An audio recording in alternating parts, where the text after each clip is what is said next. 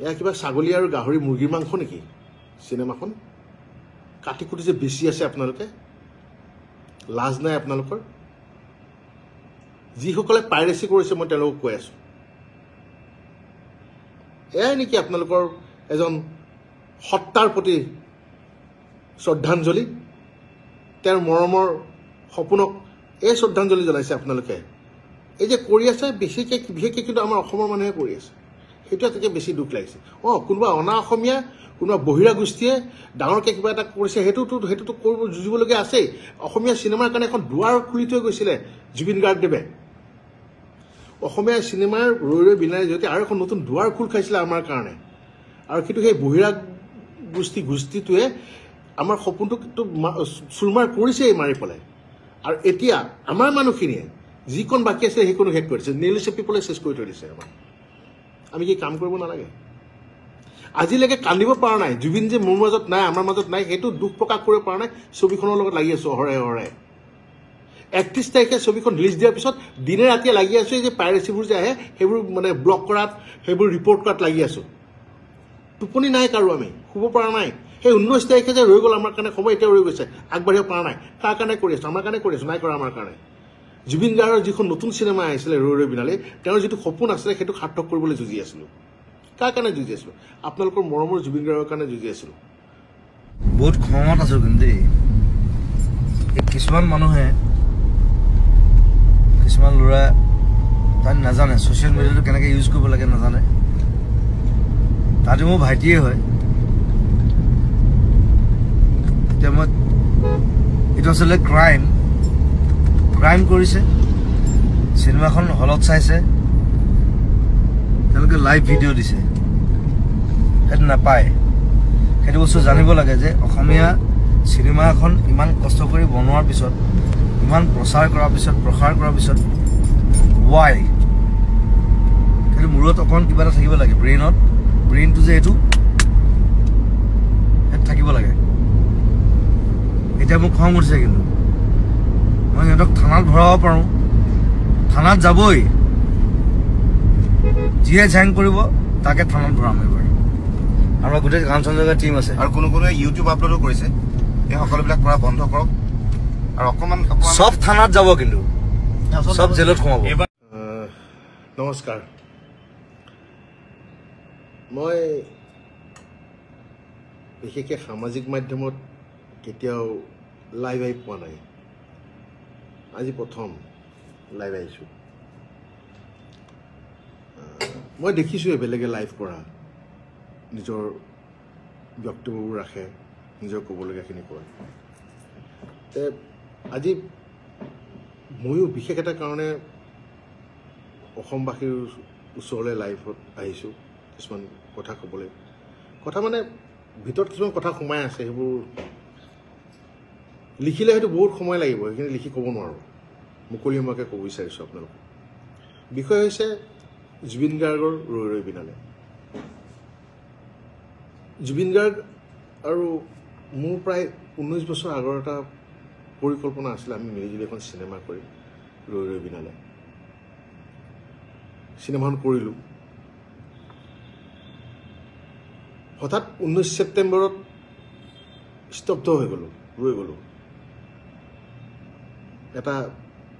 এনেকুৱা এটা খবৰ আমাৰ মাজলৈ আহিল যিটো খবৰ আমি বিশ্বাস কৰিব পৰা নাই এতিয়া সহজভাৱে ল'ব পৰা নাই 21 ছেপ্টেম্বৰৰ পৰা আহি জুবিন গাৰ্গে ছবিখনৰ কাম কৰাৰ কথা আছিলে কিন্তু তেওঁৰ নিথৰ দেহে আহি পালে আমাৰ ওচৰলৈ সেয়াও সহ্য কৰিলোঁ গুৰু দায়িত্ব পৰিলে 31 তাৰিখে ছবিখন ৰিলিজ কৰিব লাগে 19 বছৰৰ পৰিকল্পনা কৰি যিটো পৰিকল্পনা কৰি আছিলোঁ 31 অক্টোবৰত ছবিখন ৰিলিজ কৰিব লাগে সেইটো জুবিন গাৰ্গৰে সপোন আছিলে লক্ষ্য আছিলে 31 অক্টোবৰ তাৰিখে দিন ৰাত টোপনি ক্ষতি কৰি পৰাণ বৰকটকী ৰাহুল গৌতম শৰ্মা আমাৰ প্ৰযোজক সামন্ত গৌতম মই দেৱজিৎ চাংমাই আমাৰ অমৃত সকলোৱে মিলিজুলি সুমন দুৱাৰা সকলোৱে আশ্চৰ্য চিন্তু ফুকন সকলোৱে মিলিজুলি অশেষ কষ্ট কৰি 31 তাৰিখে ৰাইজৰ মাজত ছবিখন ওলাই দিলোঁ 19 বছৰে গৰ্ভধাৰণ কৰি থকা এটা শিশু ৰৈ ৰৈ বিনালে আজি 9 দিন হৈছে 9 দিন আজি মাত্ৰ 9 দিন হৈছে এই 9 দিনীয়া শিশুটোক বাচ্চাটোক কিছুমান অভদ্ৰ অসভ্য মানুহে কাটি কুটি বজাৰত বিকি দিছে নিজৰ বাচ্চা এটাক কাটি কুটি বজাৰত যদি বিকি দিয়া হয় কি হ'ব পাৰে অৱস্থাটো এয়া কিবা ছাগলী আৰু গাহৰি মুৰ্গীৰ মাংস নেকি চিনেমাখন কাটি কুটি যে বেছি আছে আপোনালোকে লাজ নাই আপোনালোকৰ যিসকলে পাইৰেচি কৰিছে মই তেওঁলোকক কৈ আছো এয়াই নেকি আপোনালোকৰ এজন সত্তাৰ প্ৰতি শ্ৰদ্ধাঞ্জলি তেওঁৰ মৰমৰ সপোনক এই শ্ৰদ্ধাঞ্জলি জনাইছে আপোনালোকে এই যে কৰি আছে বিশেষকৈ কিন্তু আমাৰ অসমৰ মানুহে কৰি আছে সেইটো এটাকে বেছি দুখ লাগিছে কোনোবা অনা অসমীয়া কোনোবা বহিৰা গোষ্ঠীয়ে ডাঙৰকৈ কিবা এটা কৰিছে সেইটোতো কৰিব যুঁজিবলগীয়া আছেই অসমীয়া চিনেমাৰ কাৰণে এখন দুৱাৰ খুলি থৈ গৈছিলে জুবিন গাৰ্গদেৱে অসমীয়া চিনেমাৰ ৰৈ ৰৈ বিনালে যদি আৰু এখন নতুন দুৱাৰ খোল খাইছিলে আমাৰ কাৰণে আৰু কিন্তু সেই বহিৰা গোষ্ঠীটোৱে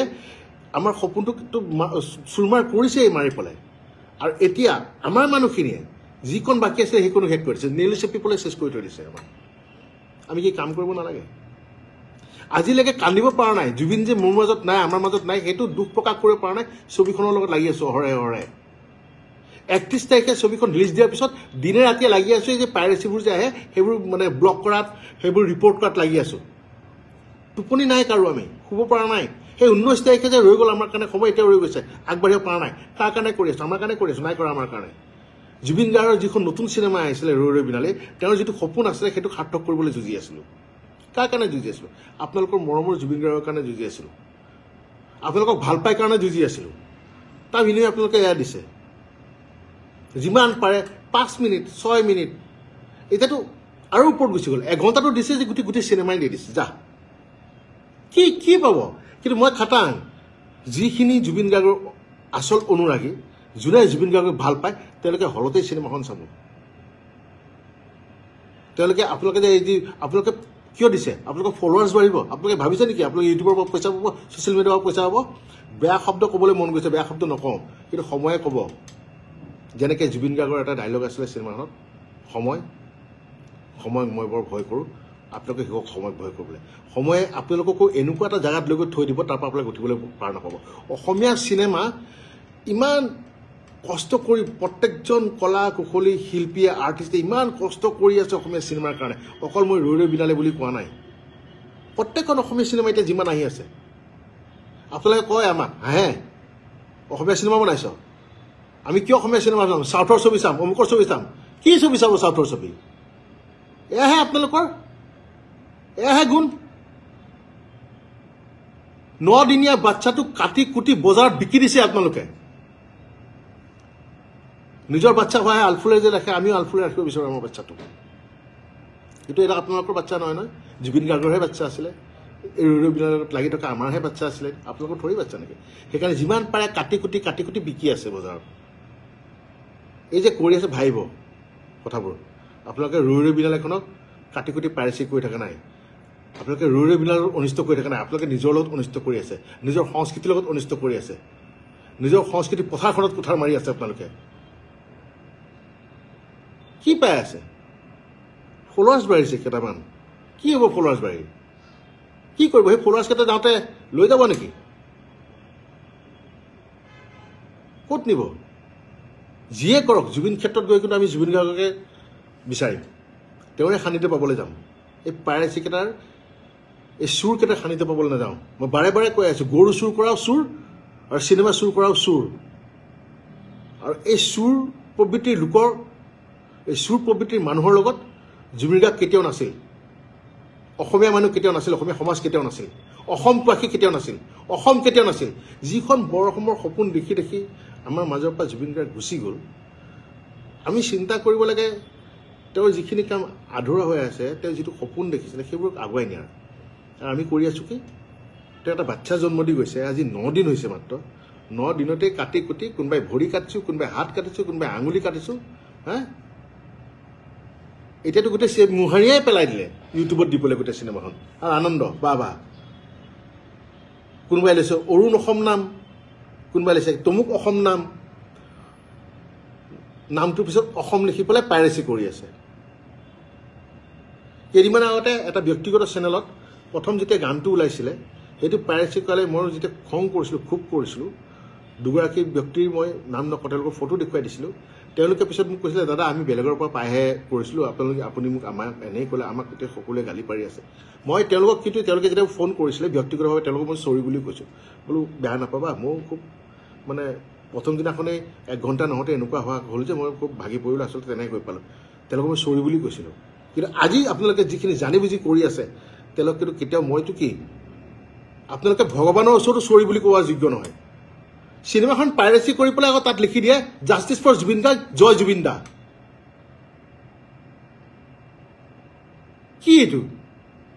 হা? জাষ্টিছ ফৰ জুবিন দা, জয় জুবিন দা মজাক কৰি পেলালে আপোনালোকে। এই জাষ্টিছ ফৰ জুবিন দা যে জয় জুবিন দা বুলি ক'লে, এই জুবিন দা শব্দটোক আপোনালোকে একদম অৰ্থহীন কৰি পেলালে। লাজ লাগে আপোনালোকে অসমত থাকি যদি এইবোৰ কাম কৰি আছে নিজকে অসমীয়া বুলি পৰিচয় দিবলৈ। আৰু আচৰিত পাইছোঁ, আপোনালোকৰ পৰিয়ালৰ মানুহে দেখি থকা নাইনে আপোনালোকে যে এইবোৰ কাম কৰি আছে?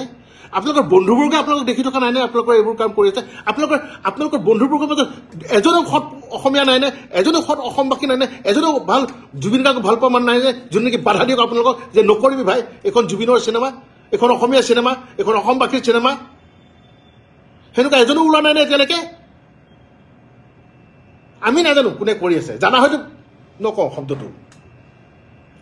জানা হয় কি কৰিলোঁ হয় নকওঁ। বহুতে কমেণ্ট কৰি আছে, দুখিত। মই মোৰ কথাখিনি কৈ দিওঁ, মই আপোনালোকক ৰিপ্লাই দিব পৰা নাই। মই বাৰে বাৰে কৈছোঁ, জীৱনত প্ৰথমবাৰৰ কাৰণে লাইভ আহিছোঁ।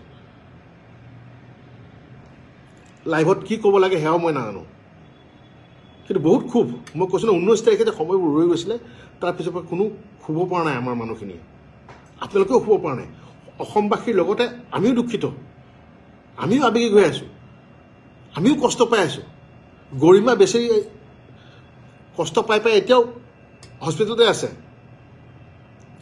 সেয়াও মৰম নাই আপোনালোকৰ। জুবিন গাৰ্গৰ ন্যায় কাৰণে আমিও লাগি আছোঁ, আমিও বিচাৰোঁ ন্যায় হওক। সেইকাৰণে দিন গন্তি কৰি কৰি গৈ আছোঁ। আজি 51 নম্বৰ দিন। এয়াও হিচাপ আছে, 19 তাৰিখে জুবিন গাৰ্গ নোহোৱা হোৱাৰ পৰা এতিয়ালৈকে কেইঘণ্টা কেইছেকেণ্ড হ'ল,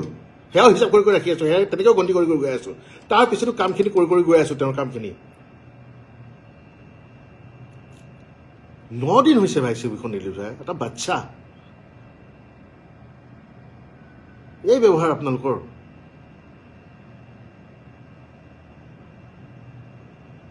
আমি নাজানো কোনে পাইৰেচি কৰি আছে, আপোনালোকৰ আমি প্ৰফাইলবোৰহে দেখা পাওঁ, তাততো আপোনালোক চব ফেক।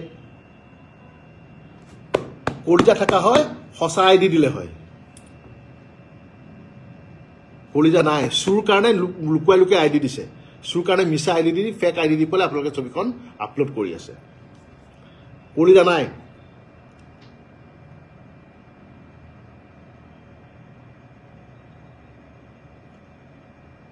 বুজিছে নাই? কলিজা নাই। আৰু আটাইতকৈ বেয়া লাগিছে,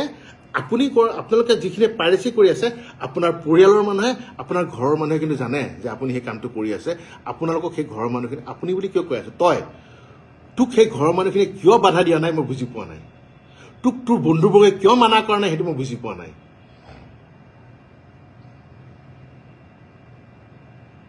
নকৰিব বুলি কৈতো লাভ নাই, কৰি পেলালেই। খালি এতিয়া কিন্তু ফল ভুগিবলৈ ৰেডি হৈ থাকক। সেই ফল কেনেকৈ ভুগিব এতিয়া মই নকওঁ বা মই নাজানো, কিন্তু আপোনালোকে যিসকলে পাইৰেচি কৰিলে, যিসকলে চিনেমাখন বৰবাদ কৰি দিলে, তাৰ ফল ভুগিবলৈ কিন্তু ৰেডি হৈ থাকক।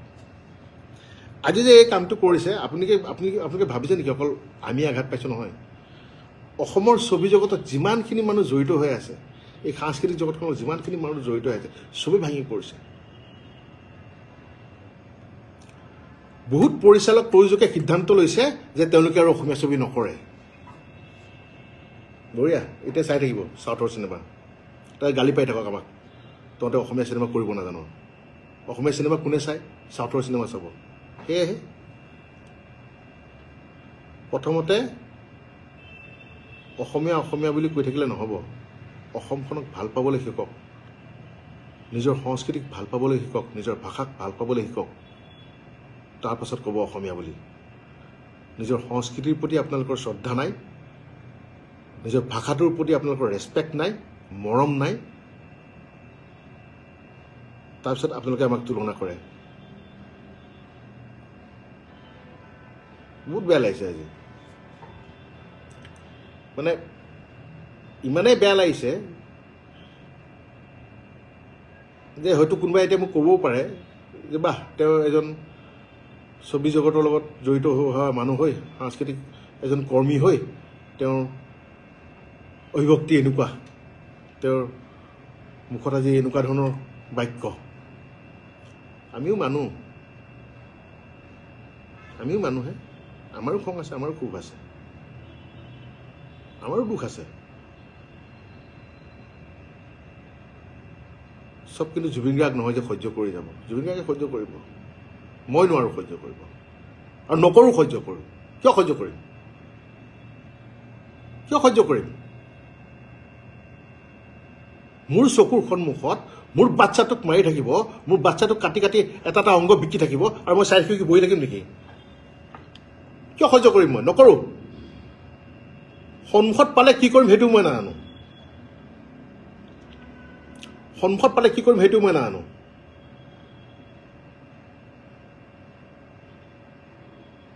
আপোনালোকক অনুৰোধ নাই কৰা যিবিলাকে পাইৰেচি কৰি আছে এইবোৰ ডাউন কৰি দিয়ক ডাইৰেক্ট দাবী দিছোঁ অৰ্ডাৰ দিছোঁ ধমকি দিছোঁ যিমান পাৰ সোনকালে এইবোৰ বন্ধ কৰ নহ'লে কিন্তু কথা বিষম হ'ব এইবাৰ গোটেই ছবি জগতখনকে মোহাৰি দিছোঁ যিমান কেইজন প্ৰযোজক পৰিচালক আহিছিলে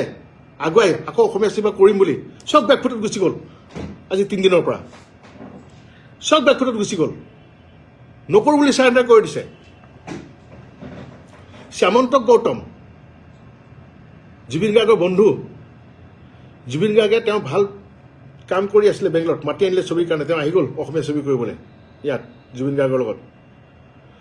জুবিন গাৰ্গ আমাৰ মাজত নাই যদিও তেওঁ কৈছে হ'ব তেওঁৰ যিখিনি সপোন আছে আমি পূৰা কৰি যাম আমি কাম কৰি যাম অসমীয়া চিনেমা কৰি যাম কিন্তু এই পাইৰেচি দেখি তেওঁ আজি 3 দিন হৈছে কৈছে নাই মই কিয় কাম কৰিম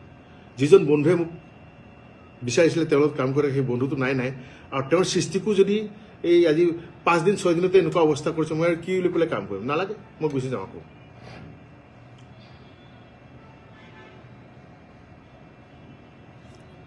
মই বাৰে বাৰে কৈ আছোঁ মই আপোনালোকে বহুতে